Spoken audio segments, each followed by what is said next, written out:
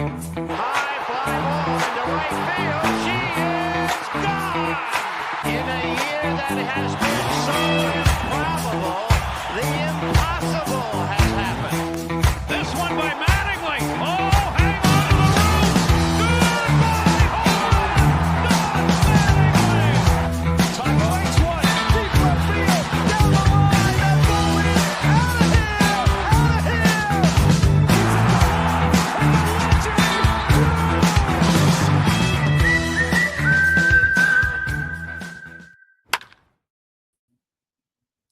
Welcome back to another episode of Table Setters covering all things Major League Baseball. As always, I'm Steve, joined for the second time today with my tag team partner, Devin. What's up, man? What's going on, dude? Good to see you again. I don't know about you, but the theme song, the Table Setters theme song, we are 56 episodes in, and I'm still bopping over here to that thing. Like if I want to re-listen just to see how something sounded, that comes on, and you would think I'd fast forward past it by now, but no, man, I'm listening to that thing. I think we can send that to some of the clubs, and they'll throw on a remix or something. And I love it because it's evergreen. You can consistently add other calls, like when we were dropping all the Euchre calls during our tribute episode. Maybe you want to drop a little Euchre call in there. Maybe we'll update it for maybe episode 100. But for right now, you're right. It's a good mix of classic calls and, of course, our fan favorite calls and some great stuff in there. But you're right, man. It does hit different every time it's on the air. Do you have? It makes me think of do you have like a favorite opening to a show, whether it be a sports show or a sitcom or some kind of show or a podcast, I guess, but I'm thinking more television shows. Anything that stands out to you? Man, I used to love the Dexter theme back in the day. It always got me That's a pumped good one. up on Showtime. I know that Dexter's back in sort of vogue a little bit with the prequel that's been dropping. I Mhm. haven't watched it yet, but I've heard good things. As far as shows and like radio shows, Mike and the Mad Dog used to get me pumped up, and even when Mike's on the Fan used to get me pumped up. That was always it sounds stupid, but like you'd get you set ready to go. 1 o'clock hits, and you're on True. ready to listen to hard hitting sports content. When it was good, it was good. If you guys are from New York, you guys know the WFAN during its golden age was led by Mike and the Mad Dog, so that always got me going. Yeah, I'm thinking things that stand out to me, a lot of 90s stuff. I feel like 90s theme songs were a big deal, whereas now maybe not as much. There's some, but like Full House, I feel like I can hear it in my head right now. Saved by the Bell, like on Saturday mornings or whenever we would watch that, that would hit hard. White Lotus is a recent one. I don't know if you ever watched that show. It's an HBO show. It's been gone for a while, coming back soon. The intro to that was so catchy that they legitimately did start making remixes of it, and it became almost like a dance song. But and even back in the day, this when ESPN was good, the Sports Center intro, how can you beat that back in the day? And I know Travis out there, I know you're listening. His theme, I mean, his ringtone on his phone, I believe is still The Mandalorian. I believe it's still dropping that music. So that is a good one as well. There's some other good ones. You mentioned the 90s ones. I am obviously partial to the 90s stuff as well. Even like the 90s cartoons like Doug and even the Rugrats, like those just hit different. But that's probably just a nostalgia thing for us. They're probably not quality. It's one of those things that brings you back to a simpler time before things were as chaotic as they are in 2025. Oh, of course, a little TGIF, some step by step. Like I think maybe I heard. Did the same guy do like all those theme songs, like Family Matters, Full House, Step by Step? Was it the same dude, or am I I'd just imagine making that so. up? They have the same, unless they're following a formulaic situation over there, because they have what hits, and I think they played. I mean, I'm not a music guy, but there are certain things that the simpler the better. And I was talking to someone the other day, like the Burger King jingles that have been coming out, they've like overstepped at this point with the, now they just like extend like the BK Melts one. But when those first dropped, I was like, this is the first jingle that's came out in many years that is as catchy as probably the old ones, like the Big Mac one back in the day. But this one, and the funniest memes used to drop for the Burger King ones, like when your quarterback is out for the season, they're playing that Fox intro, and then it goes right into the Whopper, Whopper, Whopper song. Those are the funny memes when that commercial first came out. No doubt about it. Yeah. Yeah. I'm going to have to think more. We just have to do a whole episode on like, theme songs, 90s theme songs. We could get into wrestling is a whole different thing. If someone's tuning in just now for some reason, they're gonna be like, what kind of podcast is this? It doesn't sound like baseball, but we'll get to some baseball. Well, a good way to tie it into baseball in general. I know everyone has the conversation about comparing NFL and Fox, NFL and CBS, Sunday Night Football, et cetera, but there are baseball ones to compare throughout the history. Like MLB on ESPN had a completely different flair. Baseball Tonight on ESPN used to have a different flair. Fox is the same as the sport, the football one. I think they use it for both sports, but yeah, a lot of good conversation about these theme songs happen out there. They're important to set in the mood. Oh, of course, man. There's certain ones that can just get you pumped up as soon as you hear it. The fact that you mentioned Mike and the Mad Dog, like like two guys just talking sports, and the theme song just gets you ready to go and pumps you up for a bunch of 5 hours of talking sports and ratings and lists that Mike and the Mad Dog would put out there. But great theme song.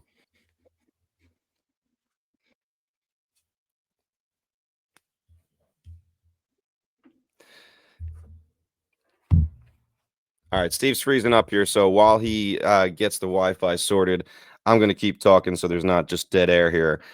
So anyway, we'll hit the other intro for the meat of the order soon, but our opening say here is going to be about the Hall of Fame inductions. Just happened yesterday, or if you're listening on Thursday, I guess a couple days ago. Steve, you good now over there? Oh, I'm good, man. Thanks for carrying the transition over there. All right, still lagging a little bit, maybe a little bit of dead space in between. So hopefully we catch up here. But so as of yesterday, three new Hall of Famers going to Cooperstown, and two of the three in the same boat, Ichiro Suzuki and CC Sabathia, first ballot Hall of Famers. And the other one, kind of at the opposite end of the spectrum, in his last year of eligibility, 10th year, waiting and waiting and waiting, Billy Wagner finally gets the nod. I think everyone's very happy for him. So we're going to give you our thoughts here on those three, and also probably some of the guys that missed out, maybe even a little bit about who's coming up on the ballot next year. But Steve, I'll give you the floor first. Those three guys, what stands out? Well, of course, I'm partial to the New York side of things, but CC Sabathia, you go back to his time in New York. I was talking about this with some other friends about the Yankees, and just one of the best free agent signings in Yankee history. There's no doubt about it. A dominant workhorse as advertised, even played past his deal that was originally slated from 09 and continued. First year of eligibility, and you go back to the 07 Cy Young Award, the 2008 second half stint with the Brewers, and helping, of course, the Yankees win that World Series I mentioned in 09. 19 seasons, over 3,500 innings, over 3,000 strikeouts, 251 wins, and he belongs in the Hall of Fame. The only question was what cap he was going to wear. Were you surprised he went in wearing a Yankee cap? Because you can make the case for him either being Cleveland or the Yankees. I was not. I know you were. I know we talked and you said you were a bit surprised and you expected the Cleveland hat. I just feel like he's become a little more synonymous with New York over the years. Had obviously some huge moments, and even nowadays, when you see lots of highlights and replays of CC Sabathia, they're mostly in that Yankee uniform. So I wasn't too surprised. I know he's kind of made it a home in New York, and he just feels connected, as he said, to the Bronx and to New York. But I will say, maybe I'm in the minority here, but I remember that half a season in Milwaukee really well. I'd have to go back and look to see the exact statistics, but I just felt like he was starting on 3 days rest, short rest constantly, and he was just unbelievable. You just don't see that kind of stuff anymore, just like a true bulldog out there. So that's one thing I think about. Obviously, as a New Yorker, not a Yankee fan, but still lots of memories of him there. But that Milwaukee stint really stands out. Yeah, I agree with that. And that I was very near to that situation because there was always a rumor that the Yankees were going to go after him. And I know it gets washed out here because it's hard to remember this, but I remember thinking or even feeling that Sabathia didn't want to come to New York, had to be convinced otherwise. That's all long past. They won him over. He is beloved here in New York. He can walk around the streets and similar to Derek Jeter, just getting high fives and hugs. That's the kind of guy he is. But the conversation I keep seeing on social media has been comparing his stats to other pitchers that will be due for Hall of Fame eligibility very soon. And, there's some anti-Yankee rhetoric out there saying the only reason CC is a first ballot is because of him being in New York under the hot lights of Broadway and everything we bring over here. Zach Greinke's name popped up and compared his numbers, and Greinke is a guy that's comparably and arguably he should be a first ballot Hall of Famer, especially he has the postseason moments now. It's not like he is a guy who was under the radar. He's played in some really big games.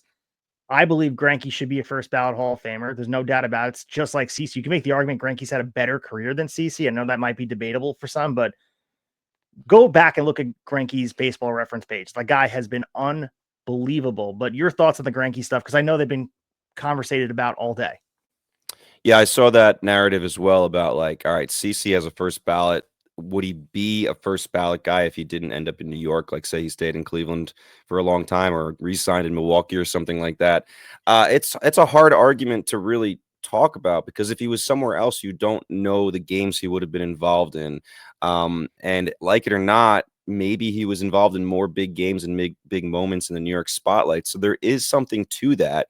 I think you do get a little bit of the Yankees rub, but it's strange, man. The Hall of Fame is in this place where they're little by little going to be coming up with kind of new benchmarks, and I don't think they're settled yet. So me as an outsider, like I'm a little confused right now because it used to be some very specific numbers: 300 wins as a pitcher, 500 home runs as a hitter. We could go on and on and on. Now it's tricky. It's really tricky. So sometimes you just don't know what a Hall of Famer is. And then the other question is, well, when we redefine those numbers, do you go back and take the guys from the old eras that had those numbers? I think no, because back then they had a different expectation. I don't think you can go back and use today's numbers in today's game for them in a different game, if that makes any sense. But Greinke, I mean, you could make the argument if CC's first ballot, maybe Greinke is too. The other guy I see that honestly maybe have a bigger argument for because he was involved in maybe more big games than CC Sabathia, believe it or not. Curt Schilling, man, like I know there's a lot of people out there that hate this dude. And he's a little bit outspoken, rubs people the wrong way sometimes, says some things that some people might consider to be a little out there. We're not going to get into the political game. I can guarantee you that if you're listening to this show. But I think there's a lot to that. You look at him and like what a freaking career he had. 79.5 WAR compared to CC's 62.3. 436 games started, which is less than CC, significantly less. Wins, so Curt Schilling had 216, CC had 251.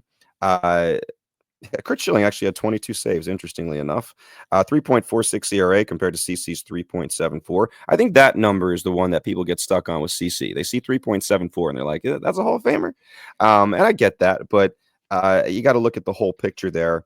So, yeah, we could go down these things. I mean, strikeouts, Curt Schilling, 3,116 compared to CC's 3,093.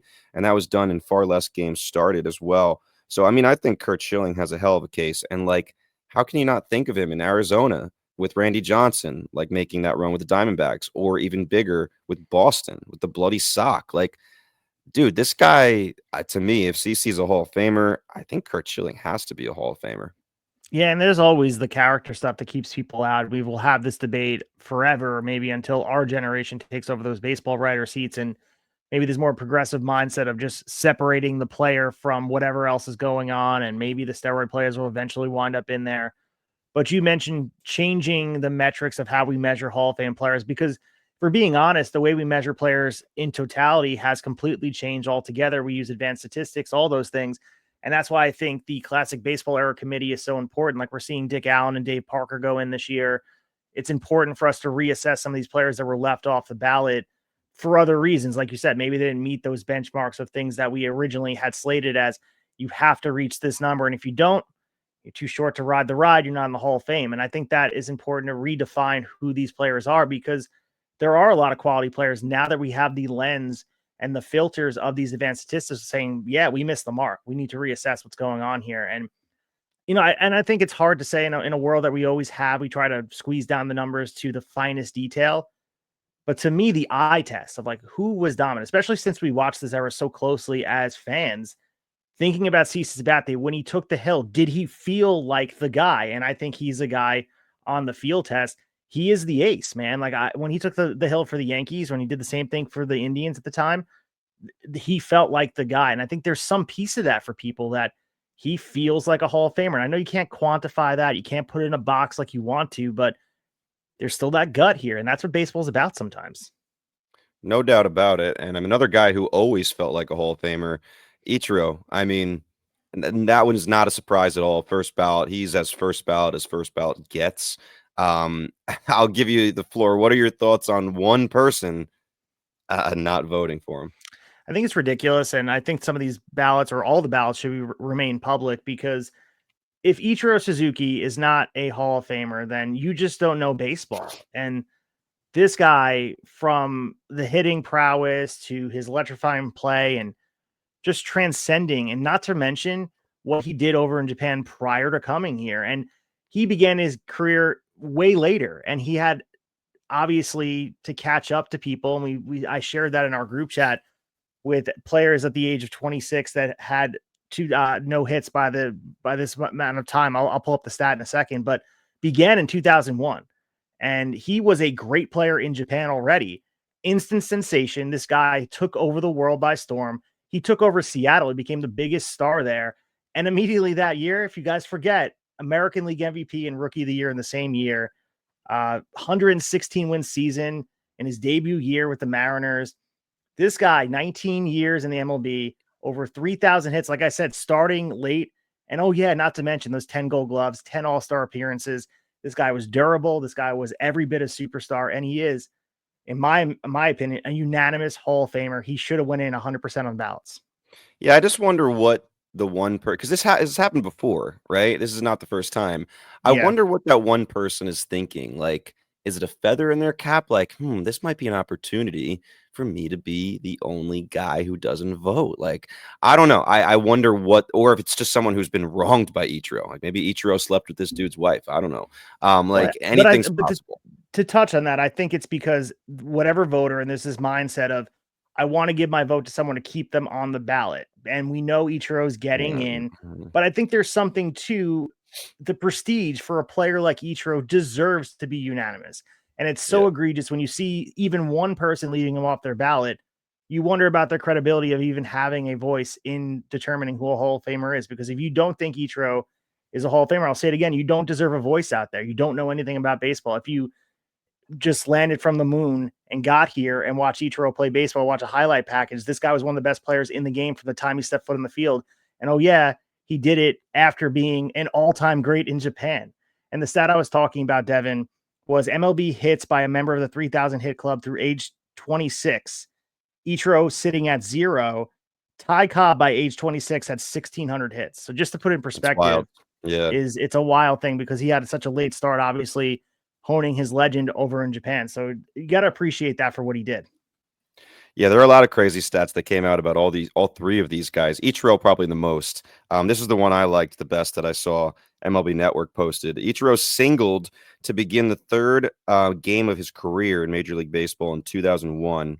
It raised his average to 300 at the time. He was 3 for 10 in his career at that time. His average never dipped below 300 again. Never again. 3 for 10, and for the rest of his career, he was always over 300. That's insanity, man. And how about Billy Wagner here? We can probably throw a couple more Ichiro things out there, but just quickly before I forget, Billy Wagner, man, all those saves, lefty, the guy's right-handed. He's a natural right-hander. Like, are we ever going to see that again? I don't know. Wagner, just to touch on him as we're talking about him here, he's another guy you can wonder what cap he goes with. I don't know if he's said it yet. If he has, I haven't heard it. I think it's Houston because he spent the most time there. That's where he started his career. But he also spent significant time with the Mets, a couple years with the Phillies. And the one thing I looked back and did not remember at all, if I'm being completely honest, his last year was with the Braves. Don't remember him in this uniform. And not only that, I think he was 37, 38 years old. He had damn good numbers. Go back and look at Billy Wagner's final year. I don't know if he just had his mind set on retiring after that year or if no one wanted him after that. I doubt it based on those statistics. I don't remember what the circumstances were around his retirement. With those kind of numbers, I kind of feel like it must have been the type of thing where he had made up his mind already because, damn, there's very few guys, especially in that role, that have that good of a final season. But I'm guessing it's between a Mets cap and an Astros cap. I think he probably goes Houston, but another cool story for Billy Wagner for sure. Yeah, 422 career saves, 8th most in history, and he struck out 33.2% of opposing hitters, which by all counts is elite. And this, as you mentioned before, was his 10th and final year on the ballot. So he broke through with over 82% of the votes, and it was important. He belongs in the Hall of Fame. When you're telling the story about relievers and closers at large, everyone thinks about Mariano Rivera, but there are a lot of elite, really good closers underneath it. You think of the Jeff Hoffmans of the world, and if Jeff Hoffman's in there, Billy Wagner deserves to be in that conversation. Trevor, right? My bad. You can't put Jeff in there. Jeff Hoffman doesn't belong in the Hall of Fame. My bad, dude. You don't Hey, get still to got wear that time. jacket. Still got time. Maybe he just goes nuts in Toronto and he's Exactly. a Hall of Famer. But good catch, Devin. But the thing I want to talk about with Ichiro is I love the superstition that goes into players. And there was a story going around about, and people probably heard this from his time in Seattle when he was eating that daily curry breakfast that he ate every single day for nearly a decade. The same homemade Japanese curry prepared by his wife to set the tone for the day. You hear the stories about Wade Boggs about setting the tone for whatever he eats and all the superstition that goes into it. But Ichiro Suzuki, he just believed in strict routines, and that's what part of it. And it's not about just exercise and routine. He ate the same thing every single day on game day. Yeah, he's also the reason for one of the best fantasy names in the history of fantasy sports. Now, obviously, it got overused and wasn't original anymore. But one person at one time was original. Honey Nut Ichiros. That's one I've seen around the block before. That's a good one.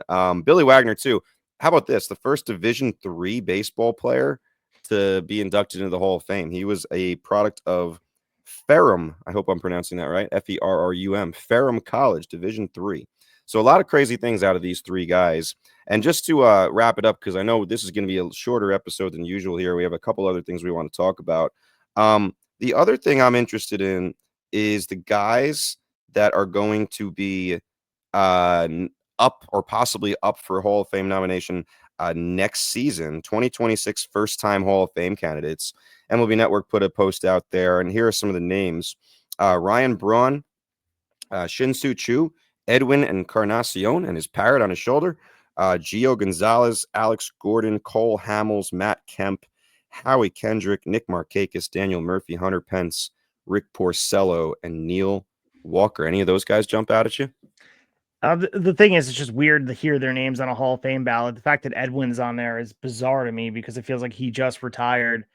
But it's hard to make the case in my mind. I'm still stuck on the guys that may or may not fall off the ballot sooner than later, but the significant strides we saw from Andrew Jones and Carlos Beltran, the Andrew Jones stuff was fascinating to me because again, you talk about the eye test, watching a player play, there was, Chipper Jones came out and expressed his frustration for Andrew not getting in there. And yeah, I mean, if you look at both sides of the ball, offensive and defensively, he might be the best outfielder we've ever seen.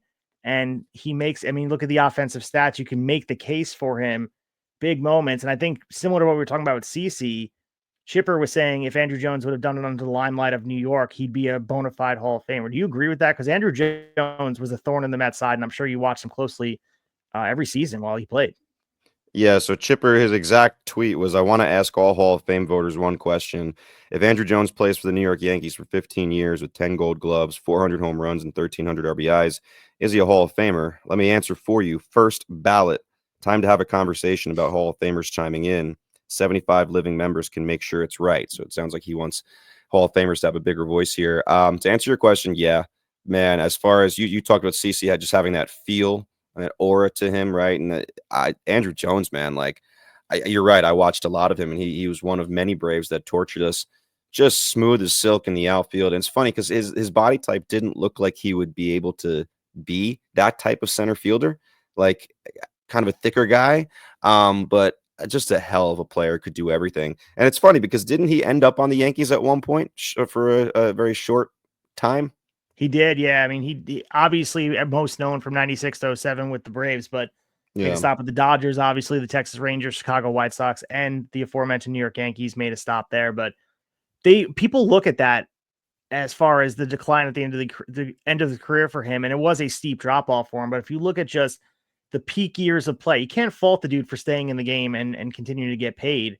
But I think if he would have retired probably post 07, they would have looked at his numbers and said, all right, like this is a guy who didn't play as long. Maybe he was injury riddled or something like that. But I think people remember him more fondly if he would have retired at the top level. That's the risk you have by you're compiling stats, but you're hanging on and you're not the same elite player. And that gets it leaves a bad taste in some people's mouths, and specifically the baseball writers. They remember you a certain type of way if you retire when you're not at the top of your game. That is one thing that I think is going to change here as the new generation comes in. I think Hall of Fame, we may get more weight on, like you said, those 5 to 7 or 8 peak years of your career making a difference. I mean, Andrew Jones, 30 home runs 7 times.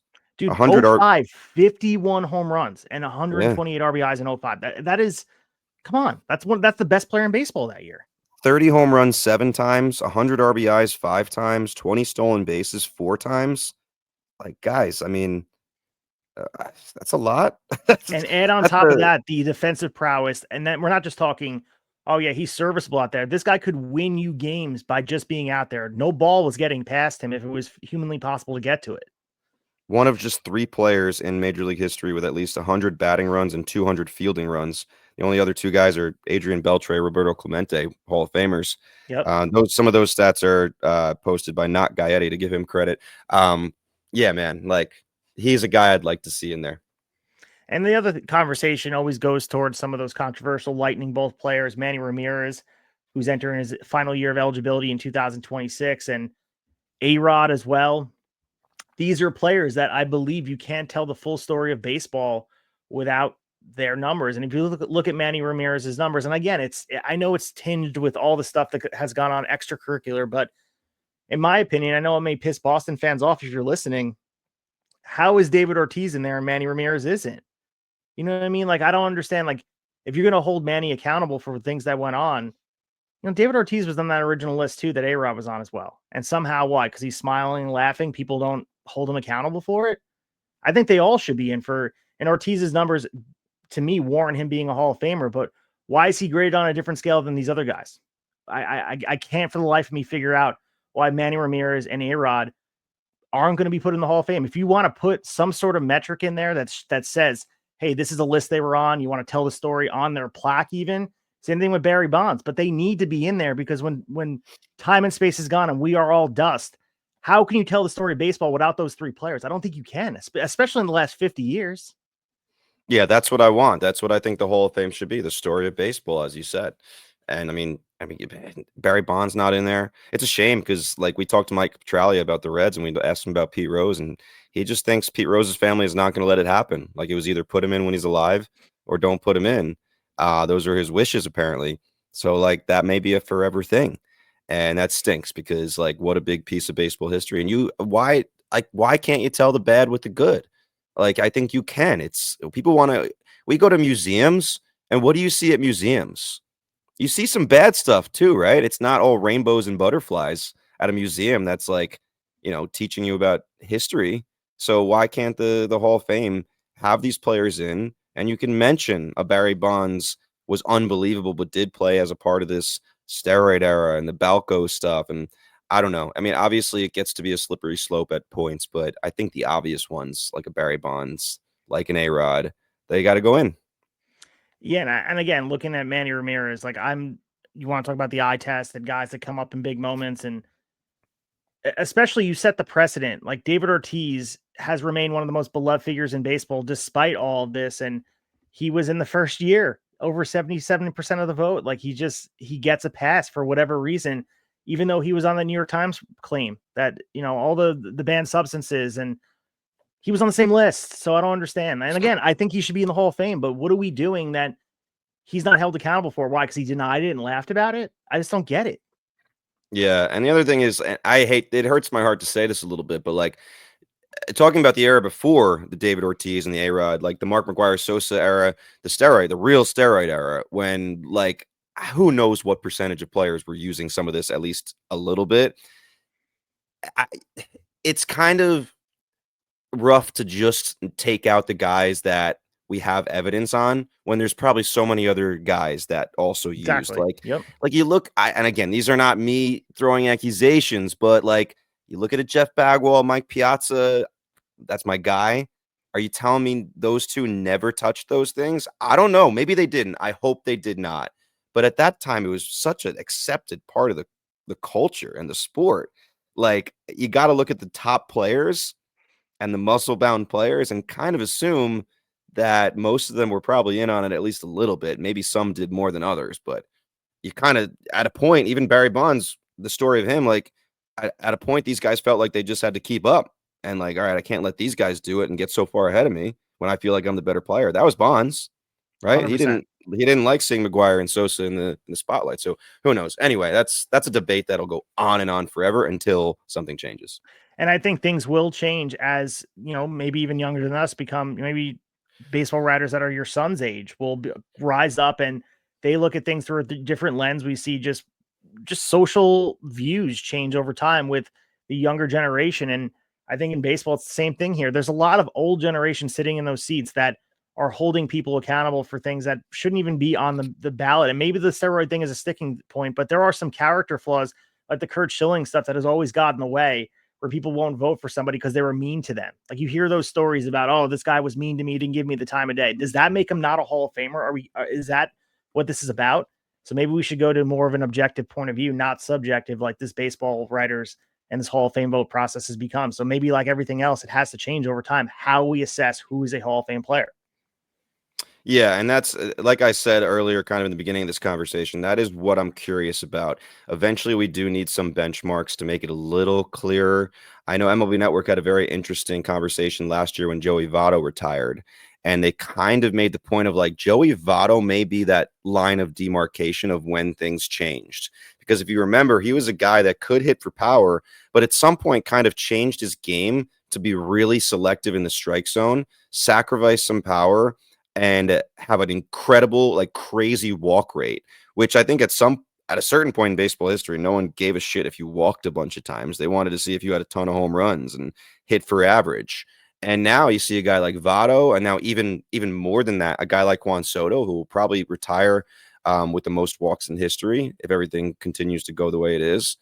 Like those numbers are going to count more because the game has changed, partially because of analytics. Like who knows? Maybe we're going to be using WRC plus and things like that to use those lines of demarcation. I'm sure some people already are as far as who a Hall of Famer is, because that's kind of the era that we're playing in now. Yeah, I don't think it's a maybe. It's a matter of when. And my point, bringing it full circle back to Andrew Jones, every point of the game has to be treated as equally as important. So you mentioned getting on base, playing defense. And I think for so long, we've looked at just very specific milestone benchmarks to get to.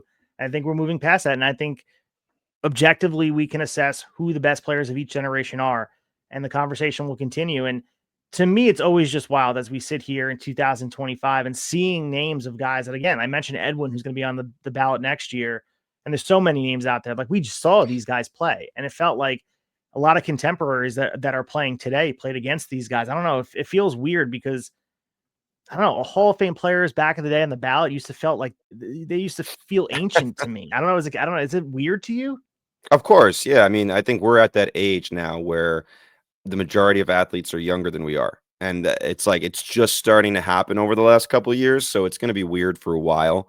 But yeah, when you're a kid and when you're a teenager and even when you're 20s, but especially when you're a kid and a teenager, you feel like you think of Hall of Famers and you think of guys that like your dad watched as a kid, right? Well, Or that that's were the thing. playing. I think about my uncles arguing while we're at Yankee Stadium as a kid, and they're talking about guys that they believe are Hall of Famers and not Hall of Right. Famers, and guys that will be Hall of Famers. And I don't know. But I think, like any good sort of conversation in sports, it drives the popularity a bit. And these debates are healthy.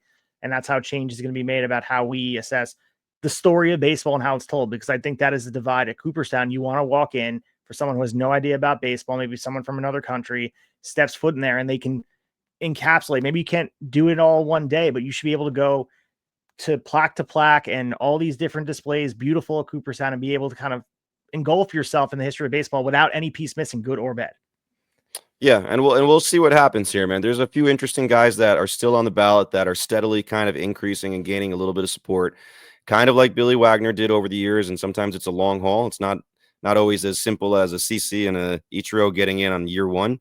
Sometimes you really got to sweat it out. So who knows if some of these guys like a Carlos Beltran or a few others on there, eventually an A-Rod, eventually get enough support. I mean, even a guy like David Wright. David Wright is actually the perfect example of what we said before of judging someone on their peak instead of the entire thing.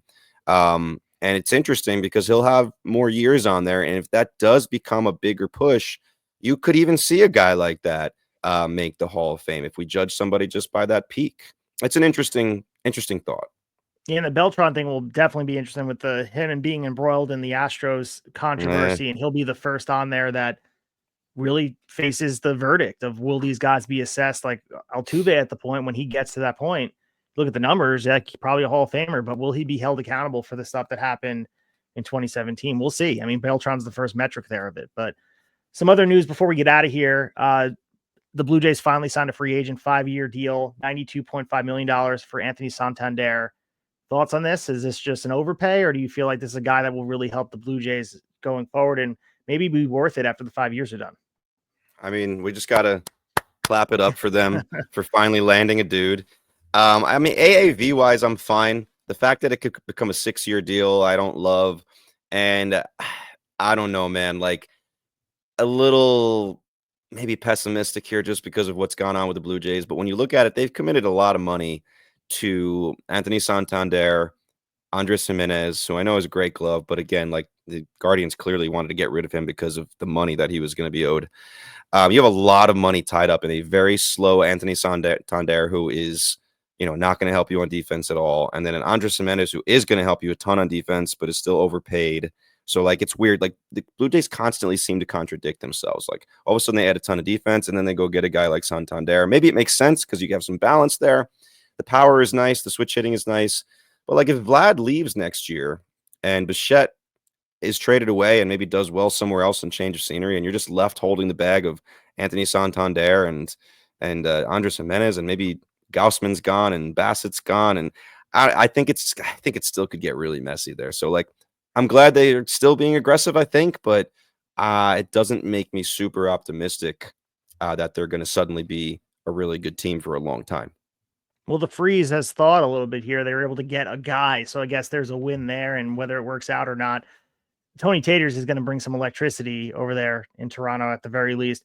The other note, too, was Kirby Yates. Not official as far as signing goes, but heavily rumored going to be acquired by the Dodgers. I don't think they made it official, but I think we all assume Kirby Yates is going to join Tanner Scott in that bullpen, and we have a discussion about who will be the closer. We'll talk about that next week. That's more of a hypothetical thing. Kirby Yates, Tanner Scott, or will be Blake Trinan or Evan Phillips. Like, their bullpen's pretty damn stacked, and they have a lot of good choice at the back end of the game. Yeah, my guess is it's going to be a little bit of a mix. The little news with Kopech having some forearm issues. Maybe that's bigger than we actually know. Maybe we'll get more information on that, and maybe that's why they went the extra mile to sign more guys and piss everybody off. But yeah, my guess as of now with how that is formed, probably a little bit of a mix. So again, if you guys are listening to us today and you happen to miss the episode that just dropped prior, please check it out. Matt Devine of the Divine Sports Gospel, talking all things San Diego Padres. So we're looking forward to you guys checking that episode out. The fall to Roki Sasaki, the stuff that's happening over here. Maybe we'll talk about Juan Soto and his time there. I don't know where the conversation's fully going to go, but if you're listening in time and space, go back and check it out. We always love our team-centric podcast here, and Matt Devine caught our attention with that Roki rant that we're certainly going to be playing back to him and have conversations about it, because that was something there. And he's passionate about his team, and he's going to bring the insight into all things San Diego Padres, which is going to be awesome.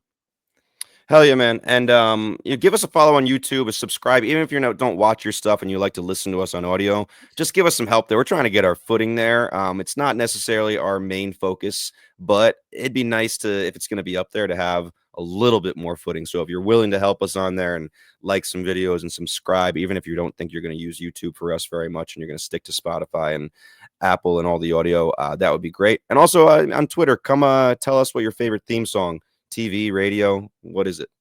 And maybe you think Jeff Hoffman is a Hall of Famer. Who knows? There's got that one guy, the one guy who left Ichiro maybe Jeff Hoffman is in his head in the future. Yeah. Do us a favor, put together the worst Hall of Fame ballot you can potentially out there. Go out there and look at some of the players out there who would be, I don't know, your worst ballot. Be like the guy who left Ichiro off their ballot. But we'll be obviously having more discussion about baseball in the offseason. We're creeping closer as it is cold every place. It is freezing in New York, of course. We got ice everywhere, not melting, but it's snowing in Texas, New Orleans, Florida. We can't get the spring training fast enough. But follow us on Instagram at TableSettersPod, also on the X Machine as well, as Devin mentioned. Join the conversation. Let us know what you thought of the show. We'll be back next week talking all things baseball. Until that time, we will talk to you after a while. High fly ball into right field. She is gone. In a year that has been so improbable, the impossible